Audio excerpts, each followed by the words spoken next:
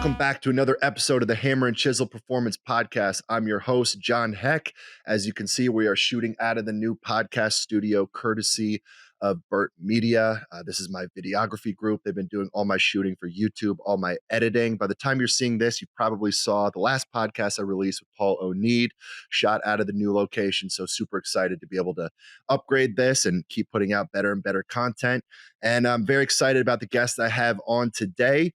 I'm going to give a quick shout out first, as always, to the sponsors of the podcast, Troponin Supplements, keeping me decked out in the bodybuilding jersey, Power T, and of course, taking my ATP before every podcast, giving me a good surge of 300 milligrams of caffeine and a powerful nootropic that just gives me a big boost in mood, focus, a little bit of memory enhancement so I can have great conversations with guests like to have on today. And it's very fitting because the guest on today is another member of the Troponin Supplements family, John Rivas.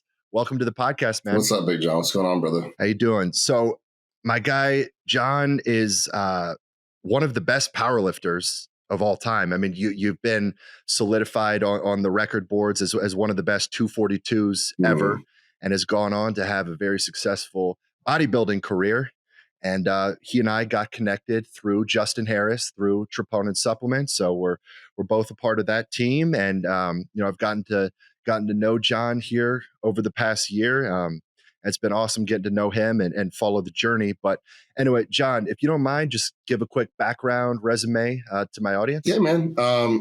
What's up, everybody? If you haven't seen me before, I am John as well. I'm the slightly smaller John. So I started training when I was probably 15, like we all do. Most of us were like playing football. I was playing football. I think I was pretty much in the secondary. I was stuck with, being cornerback and things like that. And I was like, dude, I want to be linebacker. I want to be Brian Urlacher. I want to be Mariusz Pudzianowski. So, took off from there, just started watching Pumping Iron, got super addicted to bodybuilding. And at that time, it was right after 2004, right? So right after Ronnie came in at his all-time freakiest. So just became obsessed, had to buy every magazine in every store. And this was like, peak magazine, times. And so was just buying up all the magazines, following every workout. I wasn't even hanging out with friends in the summer, like junior and senior year, because I was just wanted to train all summer by myself. I didn't care if a new supplement came out. I wanted to try it. And so that was really cool. That was I look back on those times and they were good times. And, went on from there, went to Virginia Military Institute and started powerlifting there. I wanted to continue like bodybuilding, but I had a coach, Monty Sparkman, who's down in Texas. He was 1,000-pound squatter, just an amazing human being, a great guy. And I remember seeing him and I remember seeing how big his calves were and his forearms. I'm like, dude, I want to be like this guy. Like, I want to look like, he just looks like a monster. And so, went through USAPL because in college, USAPL had a stronghold on all the college programs, and they were very organized, and everyone would go to collegiate nationals every year. And then you could, if you won collegiate nationals or junior nationals, you could go to IPF Worlds, junior worlds, which I actually ended up doing by the time I was a senior. I missed, when I was a senior at VMI, I missed the Hell Week for my freshman because I was in Poland competing at the World Championships, and I medaled in squat. I think I squatted like 800 or something. I was like 21 or whatnot, but it was an amazing experience because I got to travel, I got to lift, I got to meet people. And it sort of helped me realize like, oh, I can do this thing. The amount of the effort I put in, I can really get a lot out. So fast forward out of college, went down to Atlanta, trained with Steve Goggins. He helped me a ton mentally, my mindset, and just getting me to a place where it's like, hey, you can do this.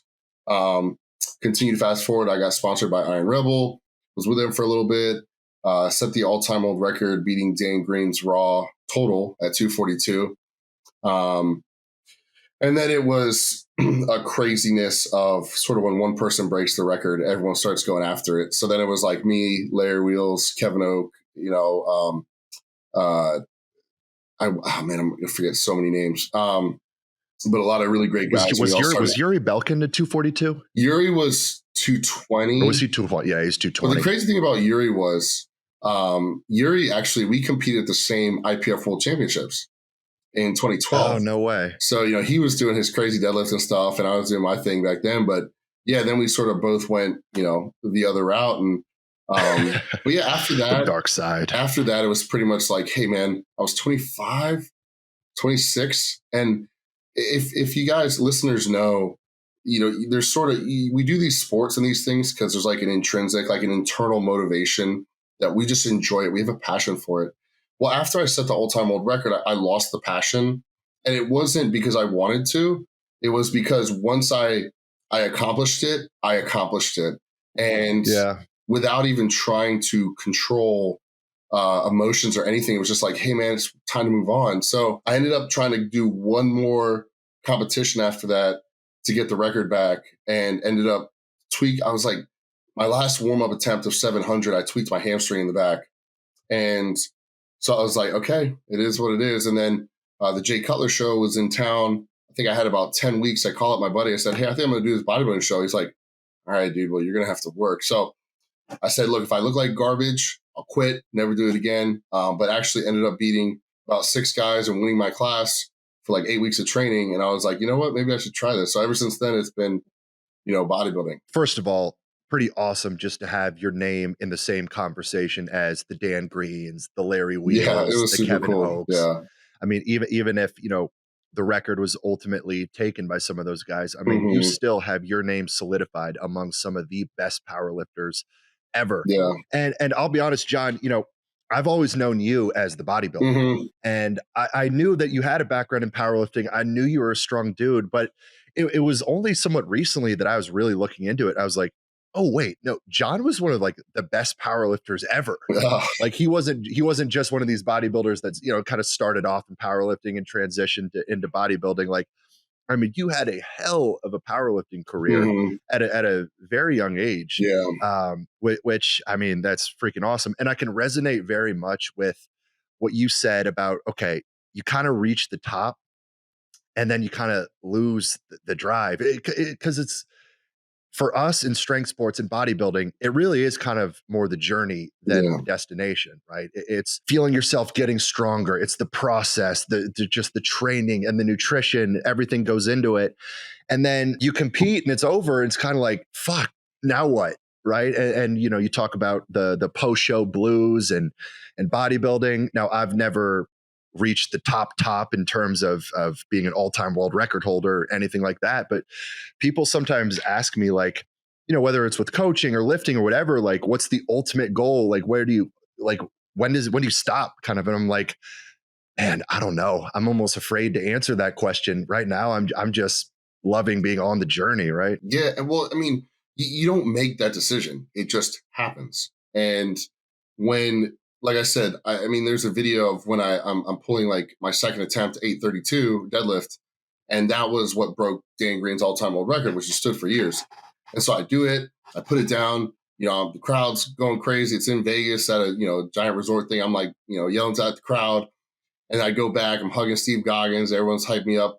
And then I think I went out for like my last pull, and like, I think it was like 870 or something. I think I got it to my knees. And I was like, I already knew, because I was like, mentally, I was like, I was done. I probably wasn't going to get it, but I think I got it to my knees or something. But it was after that moment, I go home and I was just like, something felt like a weight had been lifted, right? We're so hard on ourselves as competitors. I see it all the time, whether it's my clients or whoever. You're very, even if you're an athlete, right? You played at extremely high levels that I wish I could have played football at, right? And so how tough you are on yourself. And when you feel like there's a weight lifted and you're like, it's finally over, like it's done. Yeah. It's hard to get that like grind back. And you see Mike Tyson say it, like Mike Tyson said, my kids will never box. They because they weren't born in that, to be that tough. Like my kids were born in assault, like they were born, with stuff given to them, and they didn't have to fight on the streets, like, because they're going to go up against a guy who was, dealing with, gang members and stuff and had to fight his way out, and it's not going to end up well. So it's like, there's just some stuff that when you have it, you have it. And when you don't, you don't. You can't really control it. No, that's a great point. And you mentioned like me competing at a high level in football, and it's funny. I grew up in a football household, so although I played football at a high level, I was always wishing I was you. Like I was wishing I was the powerlifter or the bodybuilder, the strongman. Like that's what those guys were my heroes growing up. Whereas, and a lot of guys who are career bodybuilders or powerlifters, it's the opposite. Like they grew up idolizing the football players. Yeah. They wish they could, so it's funny that everything has kind of come full circle. But, just talking about reaching the top, just some family experience. My dad, he's the offensive line coach for the Kansas City Chiefs. And, they've been cranking out Super Bowls over the last few years. And, they get to the Super Bowl and they win it and it's amazing. And it's like, this is the pinnacle. This is it. This is what you work for. But then it's like, well, shit, like we got back to the drawing board. Like it's almost like this added pressure of it's so hard to just enjoy it and be content with it. Like there's always this gnawing feeling of, okay, well, what's next? Right. I need more. But anyway, man, I'd love to get more into your powerlifting career, and we will, but I just can't help but being distracted by how jacked and lean you're looking right now. So you're, I can see it in your face, and of course you're popping bicep veins, but you've got a pretty important show coming up, no? Yeah, John, you were at my last show, the Arnold, and the one 2 weeks before that in February, I won the Legends. And we had a pretty good lineup that was going to be at the Arnold, and then went to the Arnold and the places sort of swapped around a little bit. That happens in bodybuilding with a subjective sport. Hence one of the reasons why I like strength sports a little bit more, because it's very objective. If you hit depth, you hit depth. Right. If you do the overhead press, do the overhead press, right? The rules are cut and dry. So being a subjective sport, you just have to understand that's the way it happens. And we decided we haven't really talked about it a ton, but, to go to Masters Nationals, just turned 35. So I was 34 up until a month or two ago, turned 35. And, now we're going to do Masters Nationals and hopefully win the overall and just get the pro card and go straight into the pro ranks. Hell yeah. And just for some context for you, by the time this comes out, it'll probably be, I'm going to try to release this the week of the competition. Okay. So, we've got a little bit of time before anyone's going to hear this. But man, the last time I saw you was at the Arnold, and I was out there supporting Troponin supplements. And I'm seeing you in the hotel the day before, and I was just blown away. I'm like, this dude looks absolutely dialed in. I think everyone who saw you was like, okay, this is it, right? This is the competition where you get the pro card. I mean, I thought you looked spot on. And from everything you've said, that Justin said, your prep went without a hitch. It was fantastic. And then of course, the end result was not what you wanted. How frustrating is that? You talked about the subjectivity of it, because like you said, in powerlifting, it's like you hit the weight or you don't. Yeah. But in bodybuilding, you might have had the best prep ever. You look freaking awesome, but you can't control what the judges choose. How do you deal with that? At the amateur level, it's a little bit harder because at the pro level, things are judged a little more consistently, I believe. Amateur is a little bit. There's a how do I say it? Because there's so many different types of bodies. They switch. Like sometimes they'll switch from show to show what they're looking for. They try not to, but it's just human nature. And so in the amateur ranks, I believe it's like a little bit harder to really nail down what the judges want you to look like, whether it's a bigger, fuller, or whether it's lean, and then because I've seen shows where they go for the leanest guy in every division. And then there'll be one division where a guy is really bubbly and just like crazy looking, but he's not that in shape, and they give him the win. And so you're sitting there and you're like, well, what's going on here? So sometimes it can be tough, but if you're a competitor, then no matter what the sport is, you take a step back, you look at the photos, you adjust, and you say, hey, like for instance, if I was doing strongman and all of a sudden, I do a yoke carry, and then they do log press after. Well, normally I'm log pressing 360, but if after the yoke, I can only log press 320, I know what I need to work on, right? Right. I need to work on that specific movement after being fatigued already. So with bodybuilding, it's the same. I know what I need to work on. So I look at my physique and I go, well, in Vegas 2 weeks before, I was a little bit drier, a little bit fuller, maybe. And what me and Justin also realized was we really wanted to come shredded condition, which we did, but it probably pushed us a little bit too much. And so we came in a little bit softer.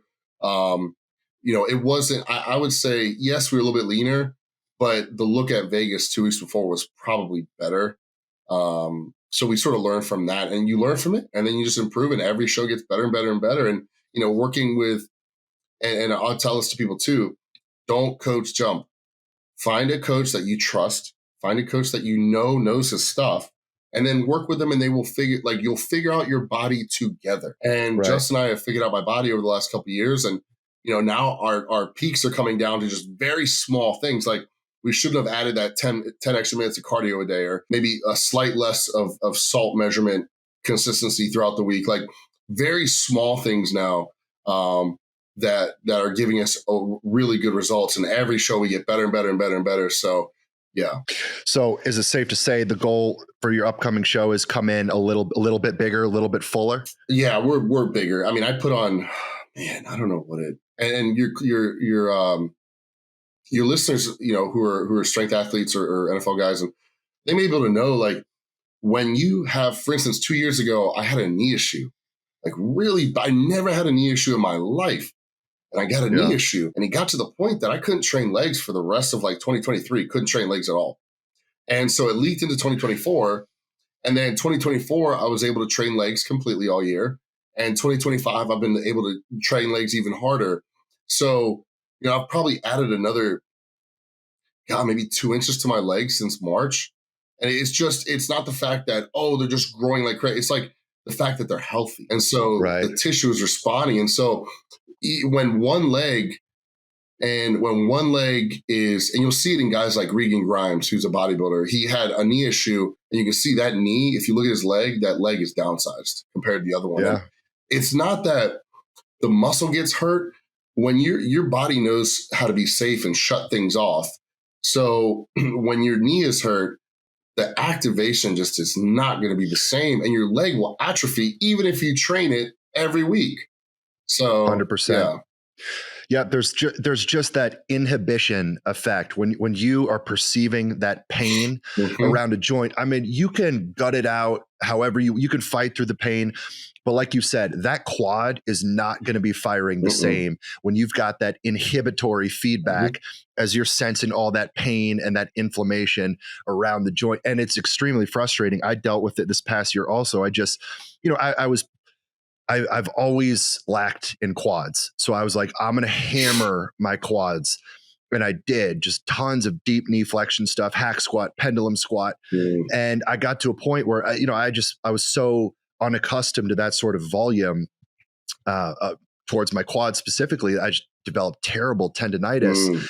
And I was just like, fuck this. I'm pushing through it. I don't care how painful it is. And I just felt myself kind of getting weaker and weaker. And I just progress stalled out completely. So I had to really take a step back, reevaluate it, and let it heal up before I could really actually get back to making progress again. So I feel you on that. But just mentally for you, I saw you after the show at the Arnold, and I was so gutted for you, but like, you took it all in stride, and I thought you handled it like a complete professional. And I was just very impressed by it. You were even keeled. You were totally cool to your fiance, now wife. You were totally cool to all of us, which I thought was awesome. A lot of guys that just go completely in the tank when something happens like that. Is that kind of fueling you? Has that been in the back of your mind, chip on the shoulder type thing, or were you pissed off? Like, as you get older, and John, we're pretty close to the same age, and things in life change. You're a father now, and like, some of the little things, they don't seem so big. Well, I would say some of the big things don't seem so big anymore. And when I was in my early 20s, dude, you couldn't tell me nothing. If I had to train, if I lost, I remember, going into collegiate nationals after I was on Team USA. I was national champion, bench press national champion. I was the #1 dude my senior year. I was going to smoke collegiate nationals finally. I get there, I get second place because I missed my final deadlift. I had an off day, right? I've been dealing with injury, just barely missed it, just barely missed first place, which would be, I'm still good, right? I'm still on top. Dude, I went to my room and I was just like broken down, just a shell of a human, right?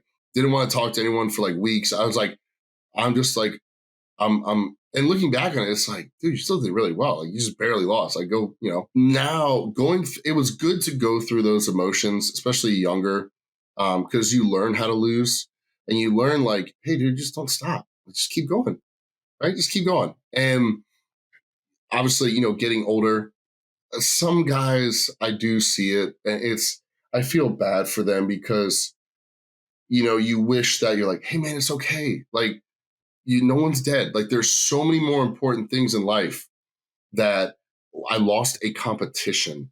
Okay, well, dude, it sounds cliche, but the fact that you got to do it, yeah, and you're healthy and you're fine. Okay, dude, do it again. Like, just do it again. Don't stop. Being in a military family, military college, my buddies are my, best buds are Army Rangers and, Navy SEALs and like very close connection to the military. Everyone in my family's military. And my dad was actually CIA paramilitary, so I didn't even see him a lot growing up.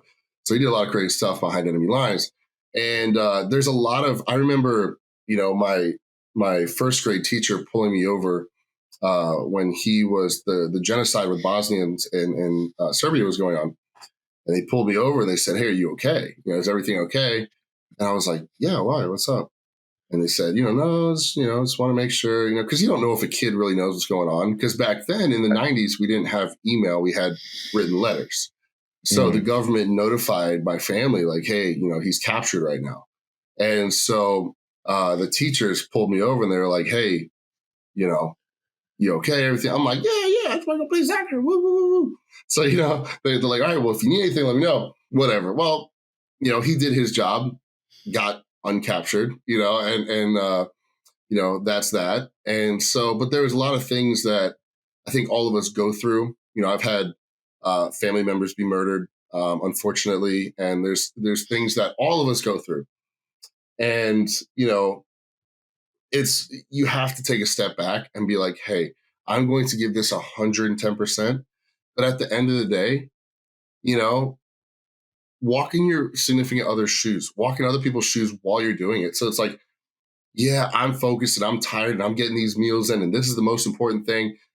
But, my wife just came home from work, right? Why am I going to be a dick to her and be like, hey, make this food? Like, no, I'm going to make my own food because I'm making myself do this. I'm making my own food. I don't put this on anybody else, right? And so sometimes it's just good to take sort of a step back and no matter what situation you're in, no matter how focused you are at work, no matter how focused you are on a goal or a task or accomplishing something, don't forget those around you, especially family members. Sometimes we get so comfortable with our significant others that sometimes we treat them the worst, the toughest, right? And so it's good to always, we talked about being even keel. Like, look, man, hey, at the end of the day, the fact that you guys were there supporting me, like, dude, I was so thankful and like, it was a great time, man. So, life goes on and you just keep having fun and trying to keep achieve more goals. Yeah. And I think going through adversity helps put that sort of thing in perspective, right? You've got your father who's out behind enemy lines, being captured, fighting for a nation's freedom. Things like that suddenly make, hey, maybe that missing that third deadlift attempt isn't that big of a deal, right? And it's not to say that you're not putting in all of your effort towards being great, but you've got the perspective when things don't go your way in competition to say, hey, there are bigger and more important things in my life, like stepping off the stage at the Arnold. You didn't get the win that you wanted, but you've got a woman there who loves you. You've got a team there that's supporting you. You had the opportunity to be on a big stage. You've got a hell of a physique and an opportunity to go and get after it again. So I think that's a mature and wise mindset. And I mean, like, I look back at my younger days competing, and like, take competition away, just a single training session. Like, if I had a bad training session, like, dude, I'd be in the tank for a week. Like, it would be eating away at me until I got to come back and have redemption. And like, there were definitely times in my younger years where I was selfish. I was so consumed in my own training, my own diet, that I didn't even realize how just shitty of a friend or Mm-hmm. boyfriend, brother that I was actually Mm-hmm. being. And I think it's even harder in bodybuilding because it's sort of a selfish sport by nature, right? Because your whole 24/7 is bodybuilding. Because okay, powerlifting, you're training. You're training a couple hours a day, Mm-hmm. 4 to 5 times a week. And bodybuilding, man, every single gram of food that you're eating, every ounce of water that you're consuming, every teaspoon of sodium, it all matters. It's your cardio, Mm-hmm. it's your training, it's your sleep, it's your supplementation. It's a tough sport not to just get completely reclusive and start to be shut off to the world around you. How do you manage that? Just being at the level that you're at now, are you able to find a good work life family balance being a bodybuilder? And what I do is and I tell people this, and I have a client who's joining up soon, and I had this talk with him because he had some questions about like how do I mentally balance things in life, and so for me personally, and this doesn't have to go for it, but this is me personally. When I go to the gym, it's 110%. Please Yeah, don't annoy me at the gym. Please don't come up and bother me. Like, this is my hour and a half of where I'm going to like almost kill myself, right? yeah, As soon as I put that weight away and I re-rack it and I'm done, come talk to me. I'll be your best friend. I'll talk to the nice guy in the world. But allow me, and I found that if I focus 110%, 110%, during that time that's needed to focus when I'm trying to accomplish the goal, the rest of the day I can relax because it's yeah, not going to affect the end result. When I'm in the gym, 110%. When I'm eating my meal, every meal is weighed and every meal is focused. But in between meals, when I'm not in the gym, whenever, if I was stressed out or if I thought about competition or if I overly thought about things and constantly had it on my mind, it affects me no different in the end than if I was just calm and focused on my thing. I do what I'm supposed to do 110% and then let the cards fall as they may. Because number one, if I'm always stressed out and that's all I think about, your cortisol is going to rise. You're not going to sleep well. You're going to get anxiety. Your training's going to suffer. What difference does it make if I eat all my food every day, the correct meals, I train my butt off, I get my sleep and all that supplementation, right? But one day, but some of the time I'm freaking out because I'm constantly looking at my competition or what I have to do. And the other days I'm calm. It makes no difference. So just right. stay calm. Just might as well just be cool. Yeah. And I like what you said about, okay, you kind of designated the gym, like that's your time Yes. where it's go time, That's the where I flip selfish the time. switch. Right. And I think that's important. It's like, hey, set some boundaries, sort of define when it's my time. Mm-hmm. This is where I am locked in 100%. And that way, okay, you can flip the switch and go to the other, go be a good husband, be a good fiance, be a good friend, whatever. Like for me, working in football, I had that built in because I'd be grinding at the facility. But when the day was over, the day was over. Mm-hmm. I got to go home, I got to turn off. Whereas now, something I've struggled with, to be honest, a little bit as a business owner is I don't have set hours. Mm-hmm. Like I don't have a schedule that says, okay, clock out, work's done, go be a husband, go be a dad. Like I had to start realizing like I need to kind of set some boundaries here because initially my mind was always working like, okay, I need to be doing additional marketing. Did I put out enough content here? Do I need a new podcast guest? And it was 24/7 that I wouldn't turn off. Whereas I stepped back and I realized, okay, I'm neglecting my wife a little bit. I've got a newborn baby boy at home who needs a dad. So I need to like set some time.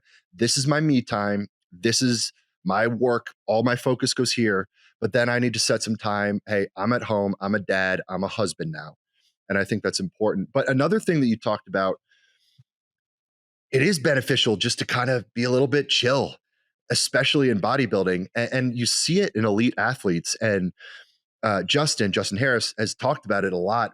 You look at some of the best bodybuilders, they're the most just kind of like chill dudes ever. Like the Chris Bumsteads, guys like that, they just seem so easygoing. Like they're not so high strung and just constantly worried about everything. They just kind of take everything in stride. And you see that in elite football players. It's like the guys, the best, they're not like overthinking it. They just got it. And they go out there, they ball on game day, and then they're just, hey, they're not overthinking outside of that. So I think that's especially applicable to bodybuilding, your ability to just regulate your own stress levels and just be easygoing. You know what really helps, like the basis of that is just having confidence in yourself. If you have confidence in yourself, you're not going to worry about anybody else. People don't punch down, right? Like people punch up because they want to, like when someone's insulting you, there's like a 99% chance he's not doing better than you. He's probably a little jealous in some way or another. People punch up, right? So if you have the confidence to know, hey, here's my physique, here's where I stand, this is what I have, I'm confident. I don't need to talk smack to other people. I don't need to worry about anybody else. You know, Michael Jordan, for example, for all the people that are online constantly comparing Michael Jordan, this and that, like, and the people, you know, insulting Michael or whatever, like Michael doesn't punch down to people. You'll never see him say anything. It's always the people trying to punch up. So, you know, at the end of the day, it's like, hey, the confidence that I have, I know what I can do. I know what I'm capable of. Even if no one else does, I know what eventually I'm going to be capable of. And I think that helps a lot with, you know, the ability to sort of stay calm and cool and be like, hey, you know, I know what I got. I'm not trying to, you know. Guys, thank you for tuning in and supporting the podcast. I just wanted to take a minute to give a shout out over to my guys at Troponin Supplements. So they're the sponsor of the podcast. And in my opinion, they carry the best supplements on the market, and it's not even close. And they're the one company that I've wanted to align myself with. As a nutrition coach working with NFL football players, other professional athletes, strongman competitors, bodybuilders, powerlifters, fitness enthusiasts, endurance athletes, I have to be very particular about any supplement company I endorse. And with Troponin Supplements, frankly, it was a no-brainer. These are the products I've been using myself for the last few years before I ever became involved with the company. I know the owner personally, Justin Harris. He is one of the brilliant minds in the bodybuilding industry. And we've talked, and all he has wanted to do is just bring some of the elite top-of-the-line products to the market. And that's what he's done. So these are the products I recommend and endorse to all my athletes, all my clients. I use myself. And I want to pass this along to you guys as well. So I'm going to highlight a couple products here. First and foremost, we've got the ATP. This is a high dose of caffeine paired with a very powerful nootropic. I take this before work. I take this before I podcast. This is going to give you a great boost in mood, in focus, memory enhancement. You're just going to feel like you took the Limitless pill when you use ATP. It's an effervescent tablet. You drop it in your water, it dissolves, tastes great. The next product, Field Rations. This is the premier intra-workout supplement on the market right now. It's a one-stop shop for all your intra-workout needs. It's based in highly branched cyclic dextrin, contains essential amino acids, electrolytes, tastes amazing. I use this within every training session. Then we've got the Suppressor Max. This is awesome for controlling your blood sugar.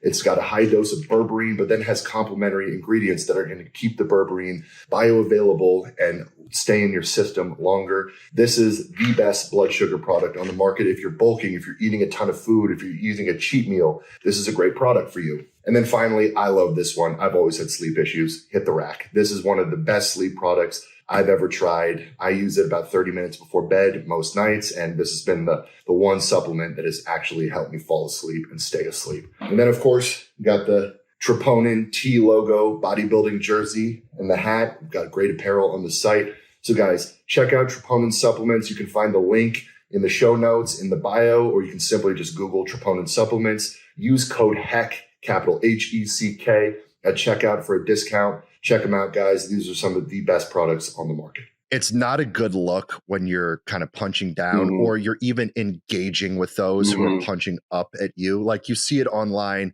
you know, people with big platforms getting into like keyboard wars with the random trolls. And I'm like, dude, when that troll comments some hateful shit and you're like firing back at them, it just makes you look weak and petty. That the fact that you're even bringing yourself down to that level and acknowledging all that. So like, I get hate all the time on social media or whatever. And I never even give those trolls the indulgence of responding, because like that makes me look weak. Or like, this doesn't happen often, but if I'm going to get picked on by the small dude, at a bar who wants to challenge the big dude, like how weak would it make me look to engage in a fight with the weaker man? Yeah. You know what I mean?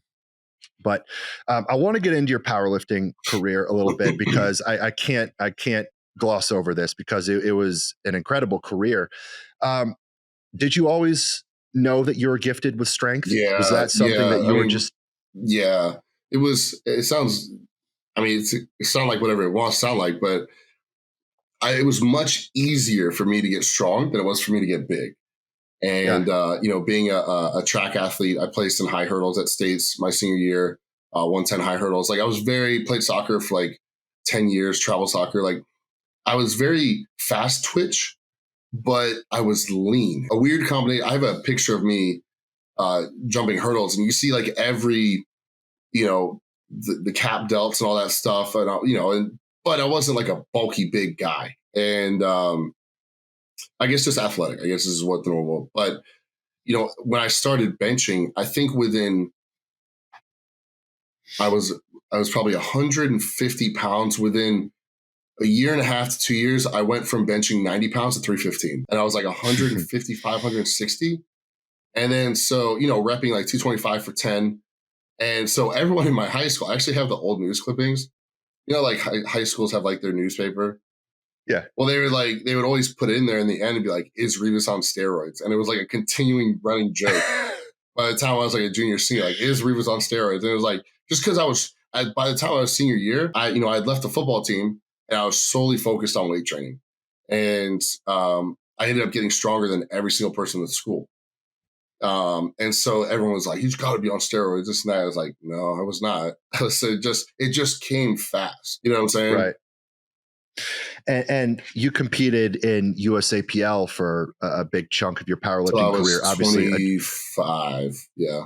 Got it. So for those of you in my audience who don't know, the USAPL, that is a drug-tested federation. And then you transitioned over to what, USPA from there? Yeah. So at the time I was USAPL and IPF, which was the international. So that was drug tested by WADA.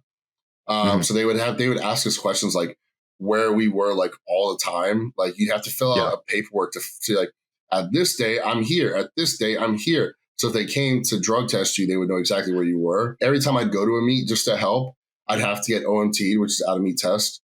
So I'd have to go pee in a cup. Every time it started getting really annoying, because I was like, dude, I might as well just start doing stuff. Like, this is annoying, man. Like, you guys need to treat, like, I'm trying to watch this thing. Stop pulling me out to go pee for some guy. Like, anyway. But yeah, once I left that, I went straight to USPA, because at the time, powerlifting, the federation switched so often. But at the time, USPA was the big non-tested federation, right? So they still had all the legit rules where you had to walk the squat out. Everything was pretty much the same as the international competing, but just without drug testing. Yeah. And that's sort of one of my biggest qualms I have with powerlifting as a sport, is just how kind of a lack of standardization across the federations, right? You've got some federations where you got to walk your squat out. The judging for depth is much stricter. The judging for pauses on bench, much stricter. It's a power bar in the deadlift, like in the IPF. 24-hour weigh-in versus 2-hour weigh-in. So I've always been kind of annoyed about lack of standard in judging in powerlifting, and just all the different conditions that you compete in depending on the federation. But anyway, I'm kind of digressing there. But no, you're not wrong. What does your training look like when you were kind of getting into your prime as a powerlifter? Were you a conjugate guy? Were you a high volume guy? What did that look like? Oh man, I'm trying to think back. So, I mean, I dabbled in everything. I did Chico for a little bit, small of. I've done Westside Conjugate for about 2 years, which I really liked. I was good when I was in single ply gear in powerlifting, wearing the suit and all that stuff, because the wider stance squats, the box squats, the chain, like that was really good for geared lifting. Right. For raw lifting, I don't know if it transfers as much as I would say raw lifting became more of I would probably do a main squat. This is towards the end. A main squat, a main bench, a main deadlift. On my main bench day, on my main squat day, I would do like some back work. And then on my main deadlift day, I would do some accessory squat work, like maybe box squats or something for hips. And then on my secondary bench day, I would do more of lockout work. Gotcha. So one day would be more full range. The other day would be more tricep, shoulder lockout work. So it was about 4 times a week I was training. And that seemed to be the go-to for me. That was just what worked well. Right. And what are your best lifts in competition? And then maybe what were some of your best gym lifts if you hit some bigger numbers in the gym? Competition with just knee sleeves would be that last meet. I missed, gosh, man, I was set to go like a 765, 770 squat that day.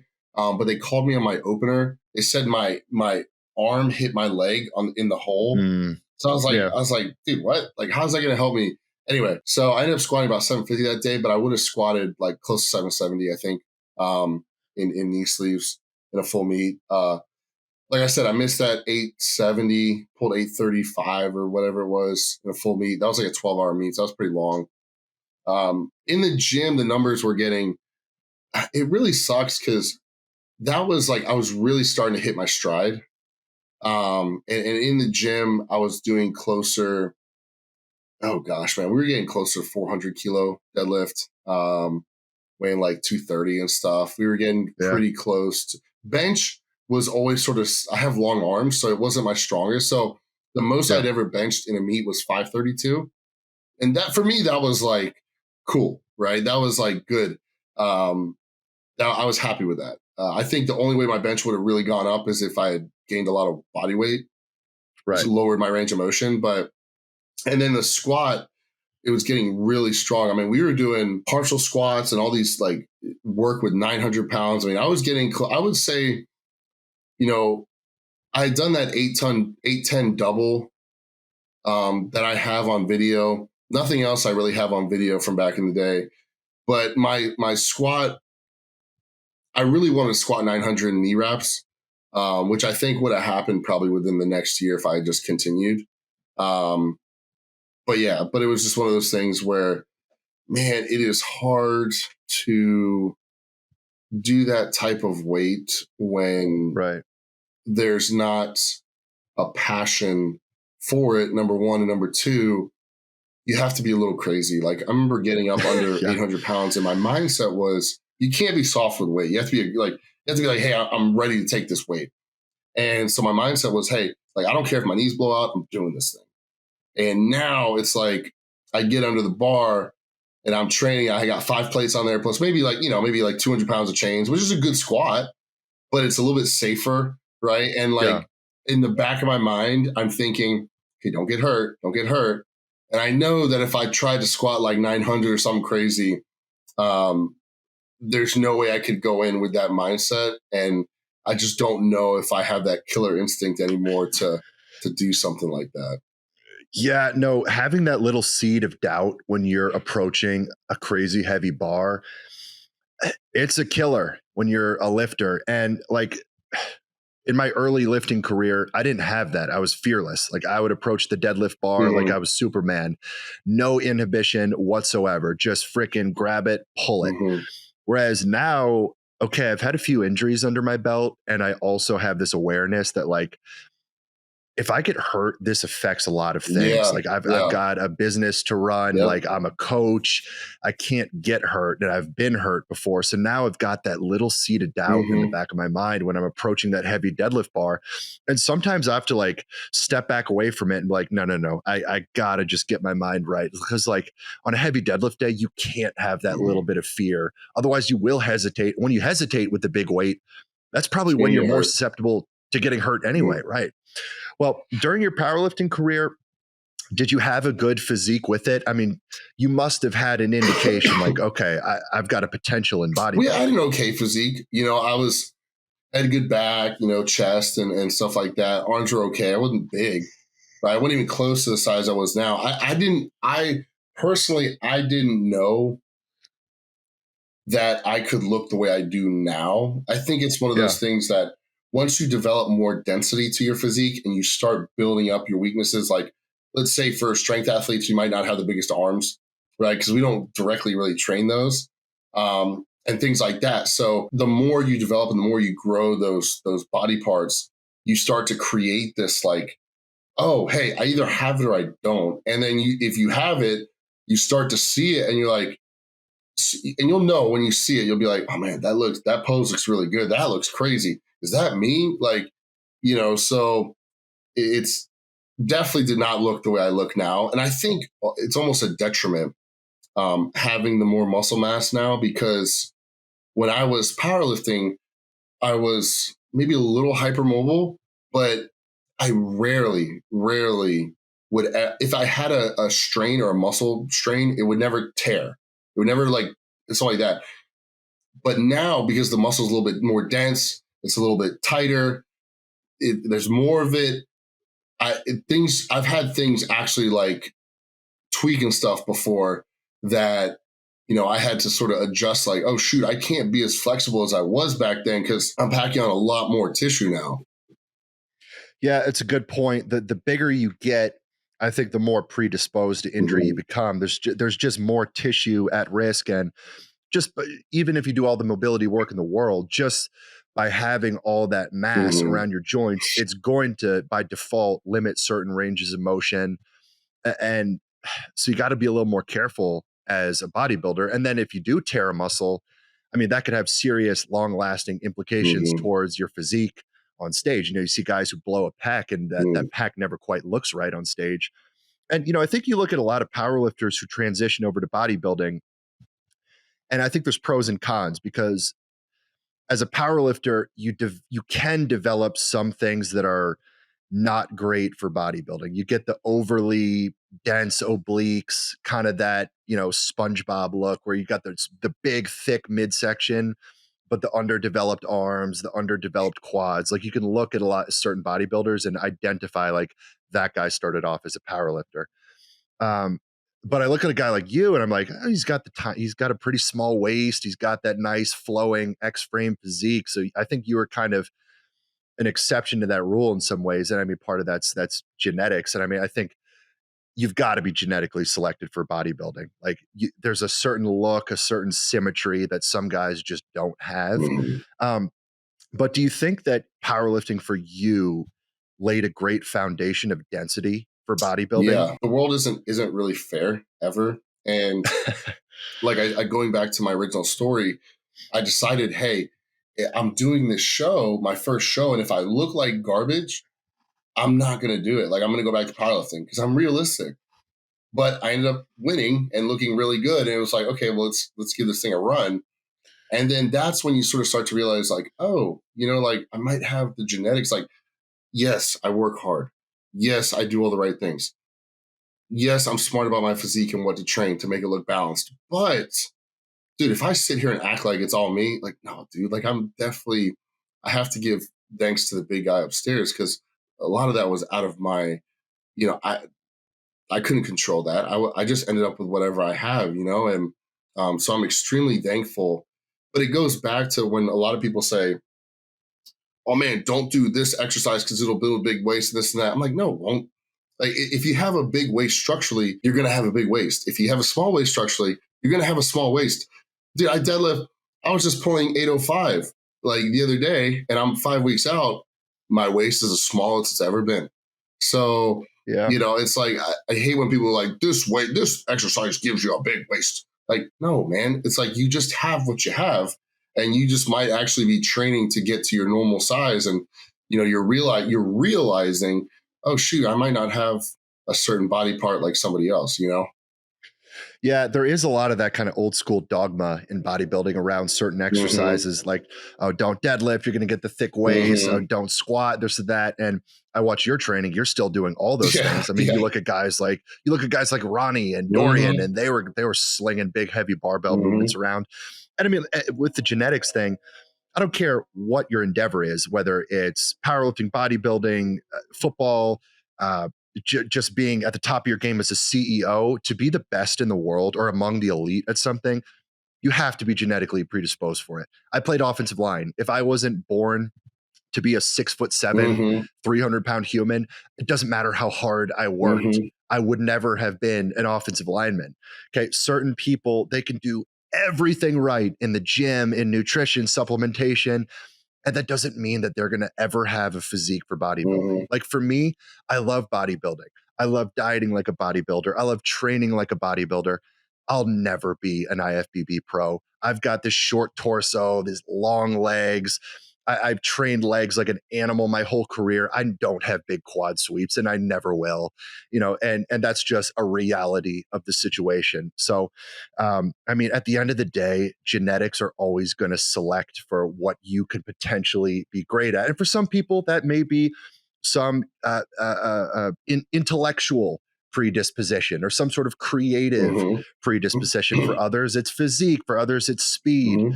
The list goes on. But I think starting off as a powerlifter, you probably do develop something that's harder to develop later in a bodybuilding career, which is, like we said, that thickness, that density that you probably got from heavy squatting, heavy deadlifting, building up erectors, building up your glutes, your hamstrings, your back. Those are the things. That's a tough foundation to lay. And it's probably a little bit easier from there to bring up certain body parts like biceps, triceps, calves, things like that don't necessarily require the just frickin' gritty, heavy, dangerous work. So, I bet your powerlifting career helped lay that good foundation as a bodybuilder that certain guys lack. Yeah, and I think it actually helps you be safer. And the reason I say that is because I know what I can do. Right. A lot of guys get into bodybuilding. They don't know what their max is. So they're always trying to go a little bit heavier, a little bit heavier, a little bit heavier. I want to hit this. I want to hit 4 plates. I want to hit 5 plates.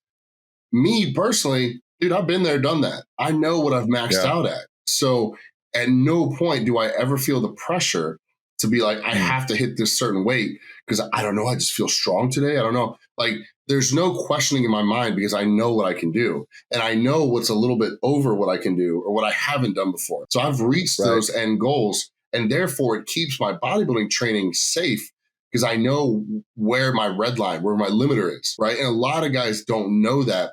So I'll see them training heavy and, they're doing weights where I'm sort of looking at them and I'm like, man, you're just moving at A to B. Right. Because they never just moved weight because it's fun to move weight from A to B. And they never got to do that. And so in their training, they're just moving at A to B. Meanwhile, I mean, dude, the most I've benched since in the past 10 years has been like 405. 10 years. No, maybe less than that, maybe 8 years. Right. But before that, I was benching like 530 and stuff. But the most I do now is like 405 on incline, something like that. And it's like that. I don't need to go higher than that. Right. Because I know where I could go. But I just don't need to go there. So it keeps my training sort of safe. No, that's a good point. I mean, you've taken your body, you've already found your limits in terms of strength early on in your career. You've got a lot of context to go on with your actual abilities, and you spent a good portion of your early career focused on training and performance. And now you can use that to provide context to hone in on your training now as a bodybuilder. But aside from the training, how big of a nutrition transition for you was it going from powerlifting to bodybuilding? Dude, I understood the basics where it was like rice and meat, right? But I didn't know what role healthy fats had to play in it. Right. And dude, I'm not gonna sit here and lie. Like, dude, I was eating a cheat meal every day, baby. I mean, I was Chinese food every day. I'd go hit a heavy squat, Chinese food on the way home. I'd hit a heavy bench, double cheeseburgers and a milkshake. And, you're just pounding calories, old school, and throughout the day, maybe for 3 meals, I would have rice and steak. But the other 2 meals were just like burgers and like Chinese food and stuff. So going from that over to like, oh no, you can't be doing that all the time. I was like, oh man, that sucks.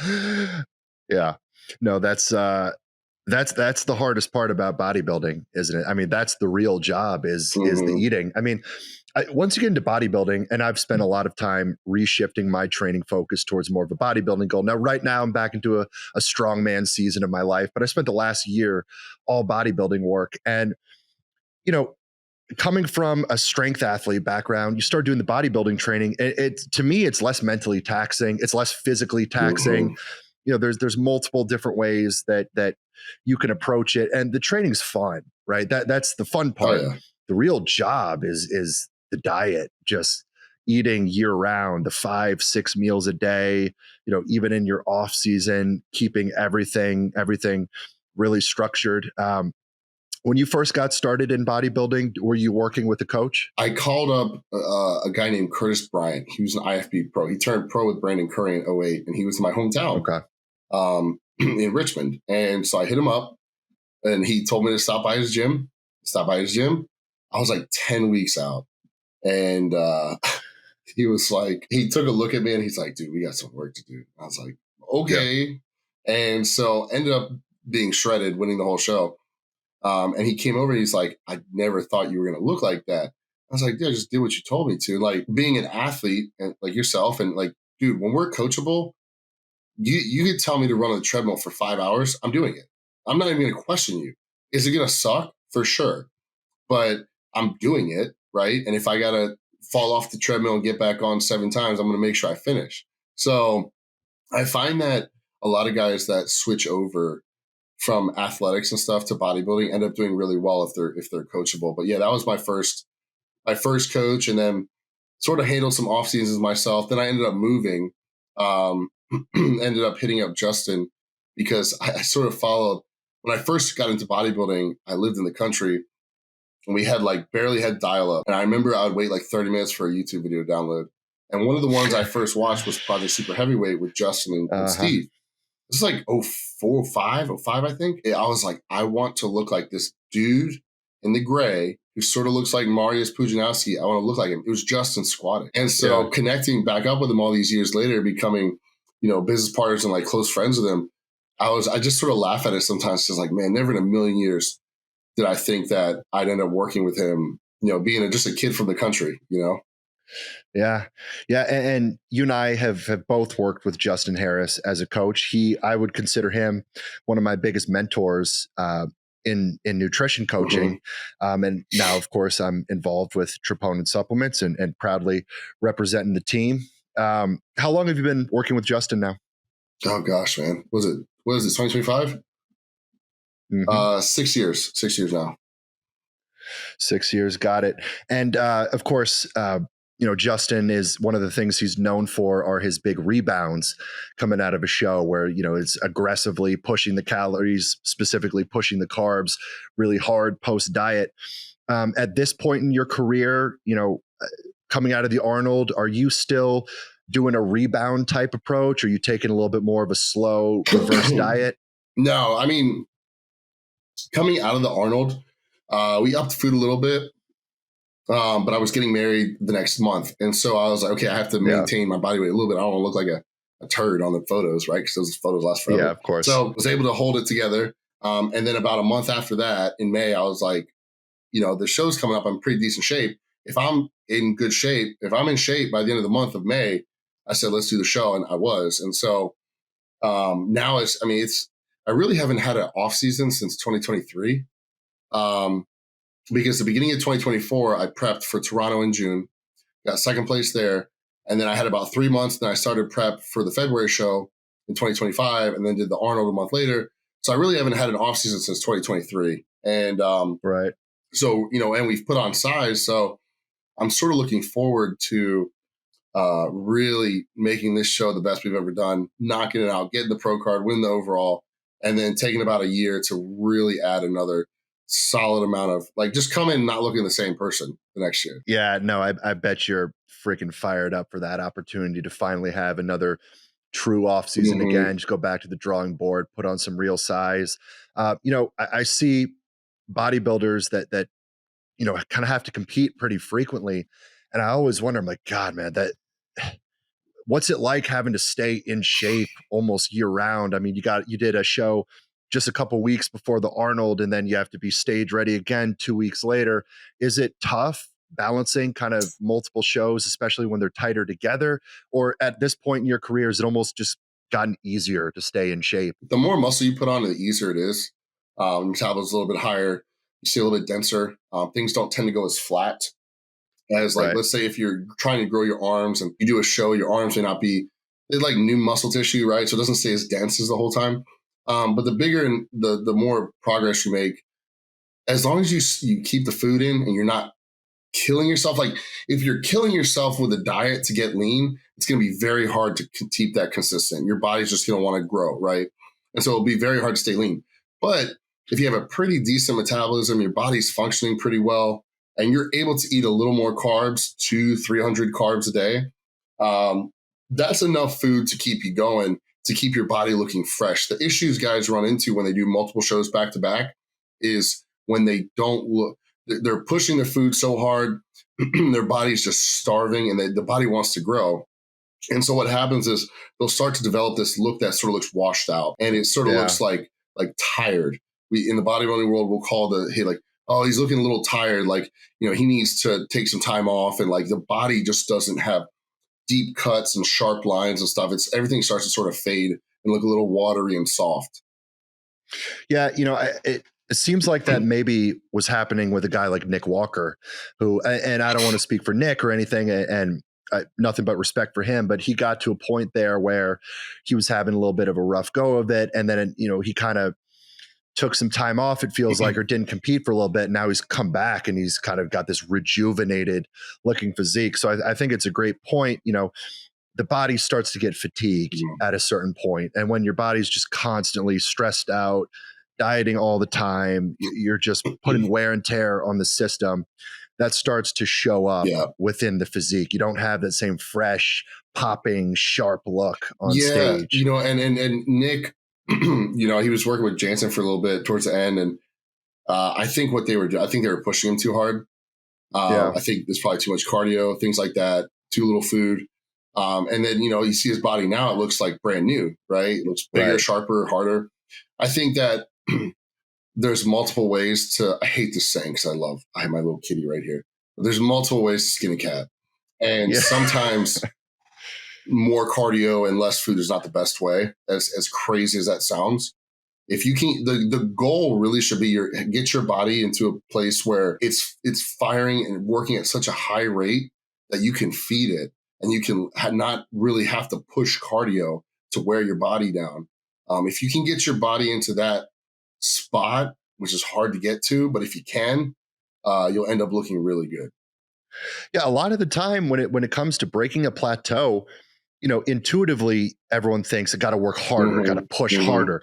A lot of the times it's stepping back and just taking your foot off the gas a little bit. Like, let your body recover, let your system recover.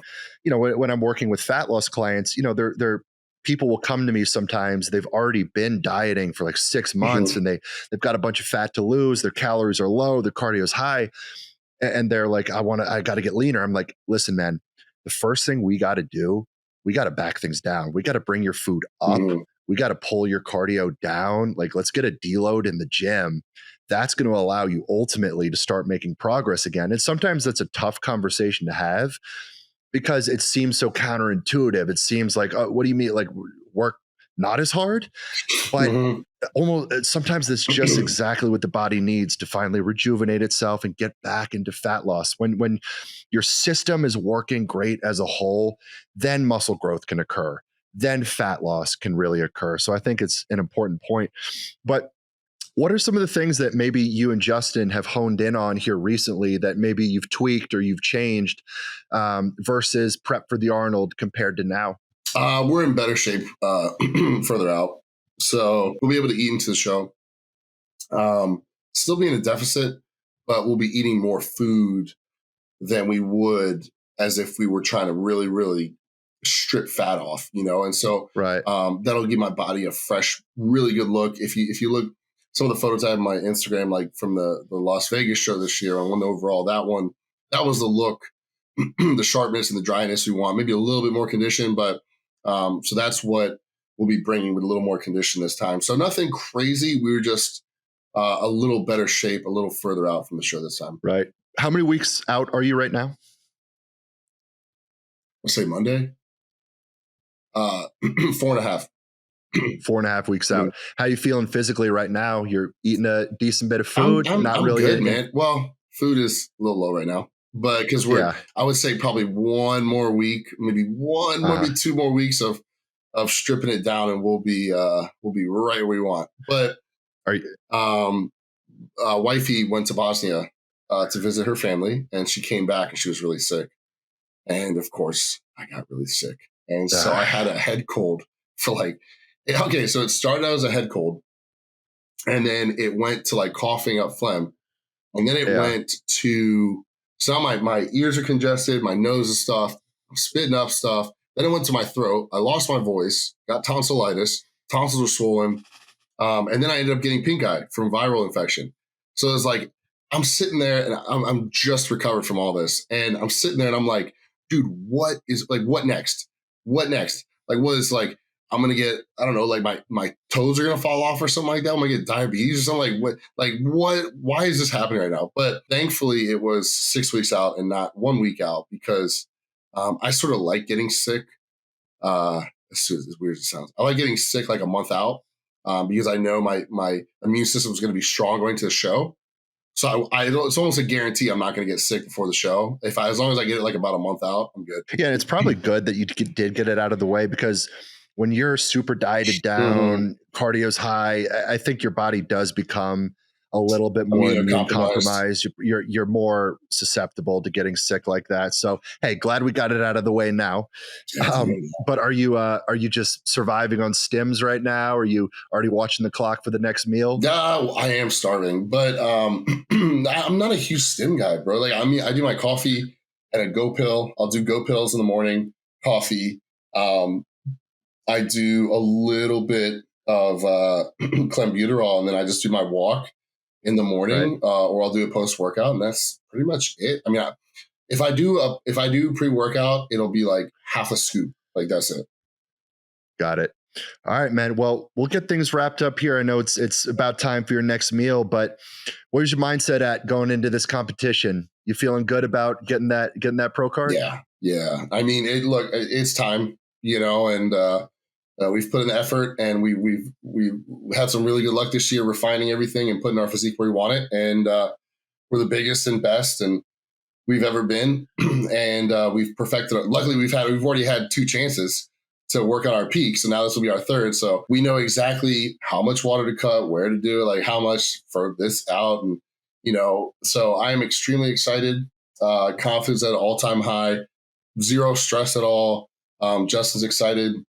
We got to film a little bit of documentary going into the show, so that'll be fun to do that, and probably going to try to pull 805 for maybe 4 or 5 reps, maybe 2 weeks out. So, oh no way! Yeah, Now I'll you're probably speaking try my to do language. 2 weeks out, and not to one up on Ronnie, but he motivates me. So Okay. to mark my own territory. So we'll see. Pulling it from the floor? No, I'm going to put maybe a 3-inch block or something on there. A little cheater block, but it's 805, still 805. So. Well, I better see that thing on Instagram. Yeah. But oh man, that gets me fired up. Well, man, I'm going to be at your show. I'll be out there in Pittsburgh. I'll be supporting Troponin Supplements, and I'll be there for a little bit of that documentary shoot and catching up with Justin and supporting you and watching you win that big pro card, man. So I'm really fired up for you. It's time. John, I want to tell you, man, huge shout out, John. I appreciate you, always supporting Troponin, and then, being at the Arnold made it a ton of fun, bro. Finally getting to hang out with you. So I really look forward to everything coming up, and hopefully your listeners, hopefully they get to see different sides of you on here in this podcast and realize how freaking awesome of a person you are. So I wish you absolutely nothing but the best, brother. Man, I appreciate that. It means a lot. Well, I'll be excited to reconnect with you at the show. But in the meantime, man, where can people find you? Just my Instagram. I have all my links on there. So it's just my name. So John Rivas, Rivas. And then I have my middle initial in there. So it's John C. Rivas. It's not Crevas. It's C. Rivas. So if you want to hit me up, shoot me a message through there, and I should be able to respond. Well, guys, go give John a follow. One of the strongest active bodybuilders out there, and just a hell of a physique. And you'll see him on the big stage winning that pro card here in a few weeks. And by the time you're listening to this, it'll probably be the week of the competition. And guys, you can find my website, hammerchiselperformance.com, my coaching services, ebook, training programs available there. And then, guys, check out Troponin Supplements. You can use code HECK for a discount there. The supplements that both John and myself use, we use with our clients, use with our athletes, some of the best products on the market, guys. So anyway, John, thanks for coming on, man. Thanks, brother. All right, we'll talk soon.